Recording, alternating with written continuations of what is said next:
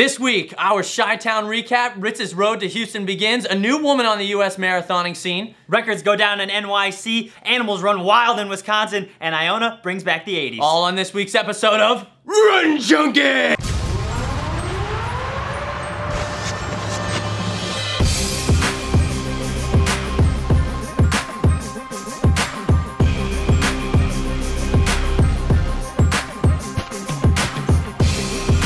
A shout out to our sponsor Brooks for their pure running shoes. It's October, which means you can go out and get your own pair. Now in Chicago this past weekend, we saw Ryan Hall run 2:08 to finish 5th in the Chicago Marathon, a performance some people had expected to see better results. Even I think he had hoped for something more. But if you're to criticize or question him on what it means to be the top American, he's not afraid to say something back. I mean, there's not too many American guys out there running 2:08, so I'll take it.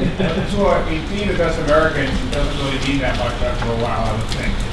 Oh, it doesn't mean anything to you, apparently. Oh, you got served! Now on the women's side, Lilia Shabukova wins her 3rd straight Chicago Marathon. She runs 2:18:20 to be the 2nd fastest woman ever, and also averages the amount of sleep that I get each evening.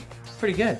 On the men's side, Moses Massap breaks away from the field and runs a course record 2:05:37, and he's only 85%? 85%. His coach Renato Canova says at 100%, Massap can run 2:02, which would be the world record. A lot of people in Chicago were saying he's the next guy to break it, and even Wesley Career, who finished 2nd, told me after the race, man, when Massap came up along me, I could feel the power in every stride he had, and it was very intimidating. And a lot of people were even like, man, that guy just runs on his toes the whole time for 26 miles. So watch out for him in the coming races. More news out of Chicago. 8 women hit the Olympic marathon trials qualifying time. Jeanette Faber's the only one to hit the A standard. On the men's side, 5 guys other than Hall hit the trial standard. And Lucas Meyer, the former steepler from Yale, just misses it by 3 seconds, 2:19:03. Ouch. And finally, a pregnant woman runs the Chicago Marathon. Takes her about 6.5 hours, but a few hours later, she gives birth to a baby, 7 pounds, 13 ounces, I think. The best Let's Run message board quote from this weekend,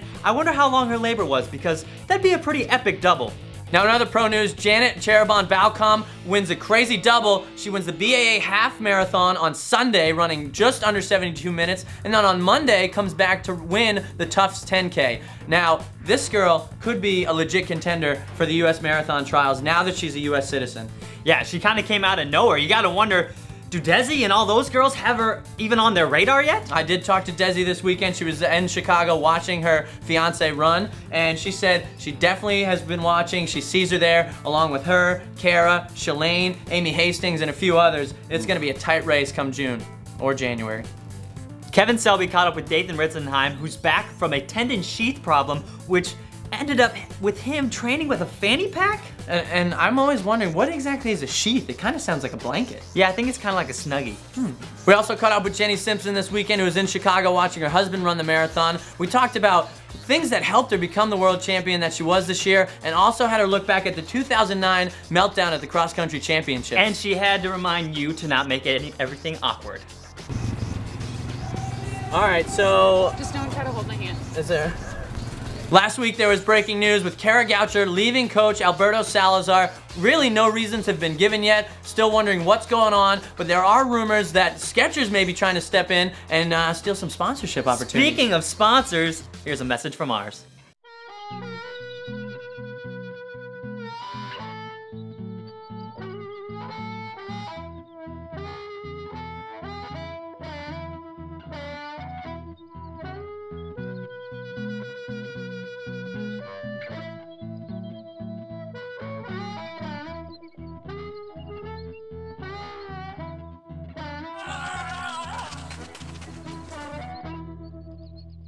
All right, now for your high school rundown. Wait. Now, if we're gonna talk about the same people each week, we might as well just rename the segment to the Edward Manlius Show. Fair enough.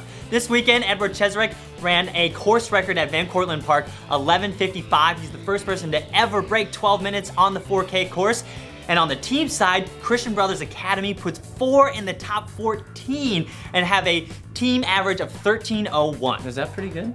I don't know, I think so. And on the women's side, Fayetteville Manlius scores 45 points to get the win over both Tatnall and North Shore. They get the W without Christina Rutledge and were led by their junior, Jillian Fanning, who had the overall individual title. That's 3 teams in the top 4. Wow, it was a big meet. Tongue twister. Yeah. This side of the country in Texas, where the number 4 South Lake Carroll guys took down number 11 Palos Verdes by 43 points. And on the individual side, Craig Nowak takes the title with a 15-10.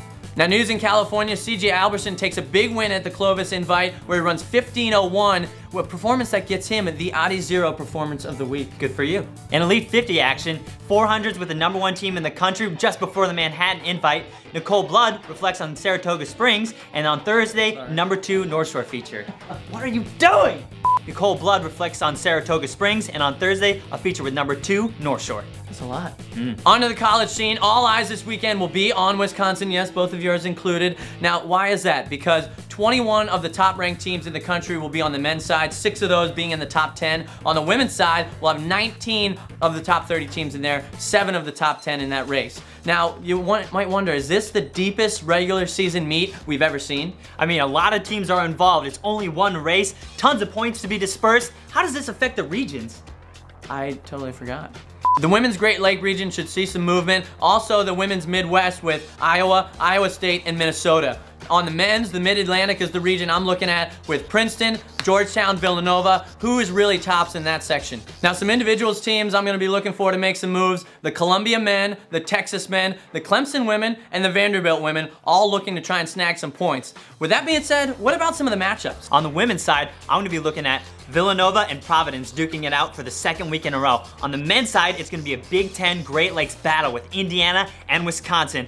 Individually, I'm gonna see some Jordan Hesse, Sheila Reed, Chris Derrick, Lowie Lalang. And will we see some Luke and Luke from Oregon? The double loop? The only way this race could get any more intense is if Wisconsin let wild animals run loose along the course.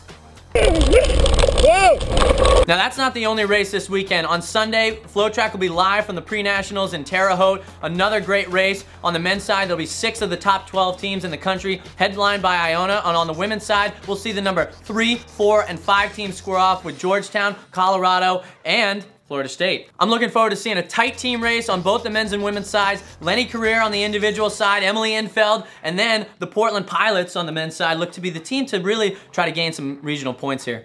Other races this weekend, Chili Pepper, Oklahoma State, Oklahoma, and Arkansas. Oklahoma, not really everybody's talking about them, but they're ranked so high. Well, this is a good opportunity to see if they are worth that praise they've been looking for. As we get ready to close out this week's show, Alex just made his first trip to the Big Apple, the NYC. How was it out there? What'd you see?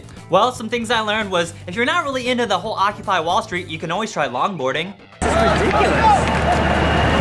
If I ever get lost in New York, I can just hop in a random tour. We'll get around and show them. And I learned where Iona gets their style. I mean, I'm a big 80s nostalgic, like to listen to 80s music and movies and fashion a lot. Now, as we talked about all this action this weekend, that means look out for Cola's calculator next Tuesday. A lot of things should be mixed up and we should have a good indication who looks to be getting to that NCAA championships. Our stashes will now be growing all the way through November 21st. Are you ready for that? I'm ready. Oh, get that scruff going. And also, remember, Prenats live this week on Flow Track. We've delivered the fix. We'll see you next week.